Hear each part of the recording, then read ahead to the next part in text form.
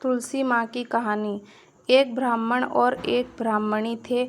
उसके कोई संतान नहीं थी। ब्राह्मण सुबह रोजाना नदी में स्नान करने जाता और घर आकर पूजा पाठ करता। एक दिन ब्राह्मण नदी पर गया स्नान संध्या की, फिर जाने लगा तो पीछे से किसी ने आवाज़ दी, बाबा मैं भी आऊँ। उसने पीछे मुड़कर देखा तो कोई नहीं था।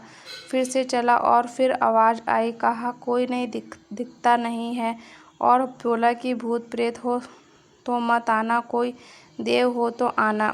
इतने में 5 वर्ष की कन्या आई और बोली, बाबा मैं आपके घर आऊँ। उसने उसकी उंगली पकड़ाई और उसके घर लाया। घर आने पर उसकी स्त्री बोली, यह कन्या किसकी है? वह बोली, माँ मैं तेरी हूँ। उसने ब्राह्मण से पूछा, क्या बात है? ब्राह्मण ने सारी बात कह दी। उन दोनों ने उसे बेटी कह के पुकारा। वे दोनों पति पत्नी खुश हुए और बोले, इसका क्या नाम रखें? ब्राह्मण बोला, इसका नाम तुलसी रख देते हैं, यह हमारे आंगन की तुलसी है। अब तुलसी खेलने कूदने लगी। माता पिता बहुत प्यार करते थे। वह बड़ी हुई तो शादी के योग्य हुई। माता पिता चिंता करने लगे तो तुलसी बोली, मेरी चिंता मत करना, मुझे तो स्वयं भगवान श्री कृष्ण लेने आएंगे। तुम तैयारियां करो।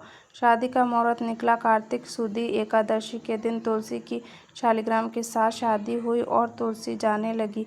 उसके माता पिता रोने लगे, बेटी हम तुम्हें कहाँ लेने आएंगे? तुलसी ने कहा, माता पिता आप मेरी चिंता मत करना, मेरा ससुराल द्वारका धाम है। आप जब याद करोगे तो मैं आ जाऊंगी। आप घर में तुलसी लगाना, उससे मन की शांति होती है, घर में शुद्धि होती है। आंगन की तुलसी को आप सदा रखना, उनकी पूजा अर्चना करना। जय माँ तुलसी।